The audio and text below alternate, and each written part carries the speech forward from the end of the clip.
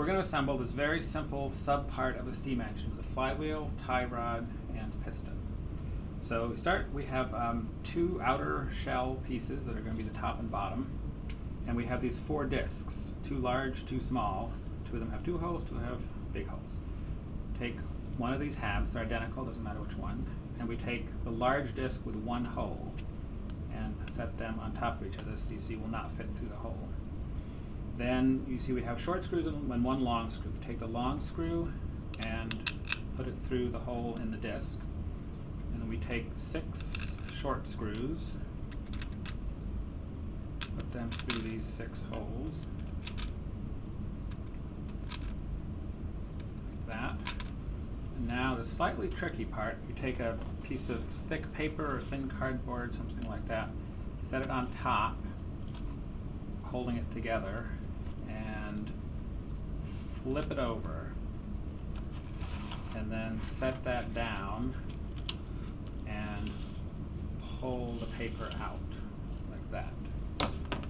So now we are left with all the screws standing up, and obviously if you pick this up everything will fall apart, so don't do that.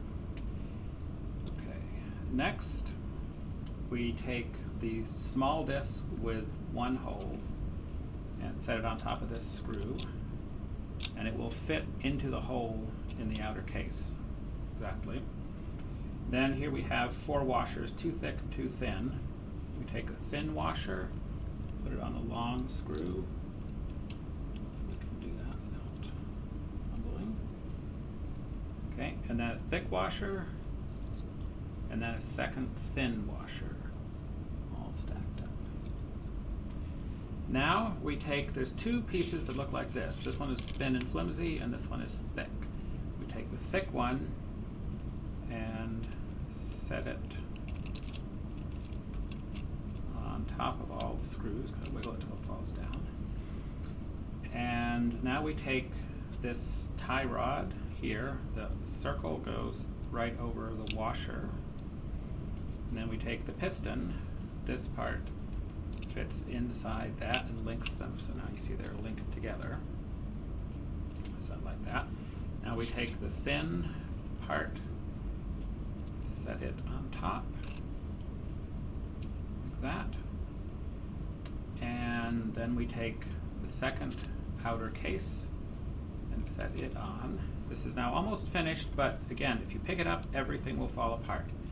So next we put nuts on. We're not trying to tighten these, just spin them on. Helps sort of push down to keep the screw from turning. Spin all 6 of these nuts on. Just enough to keep the screws from falling out.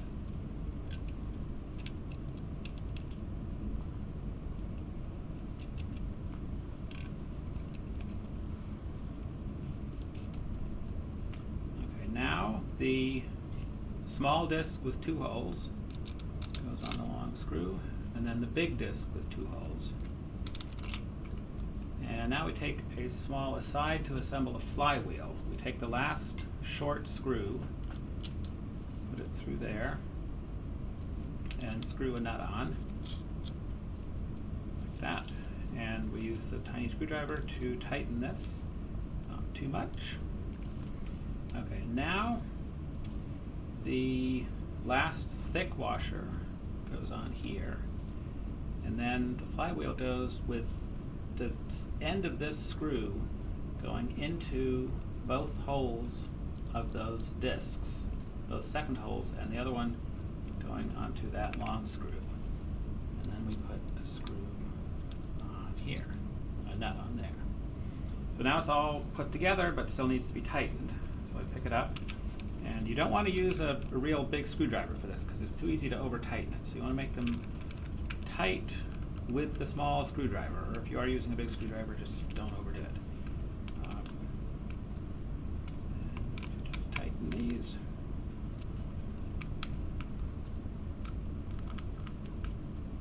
And then finally, don't forget to tighten the one on the shaft.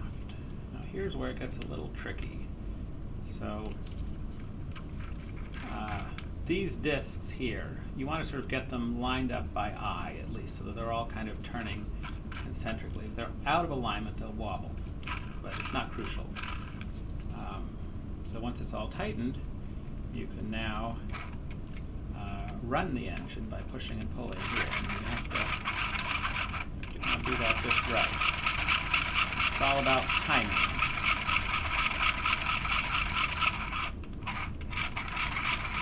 And there you go, a small working piston and flywheel assembly.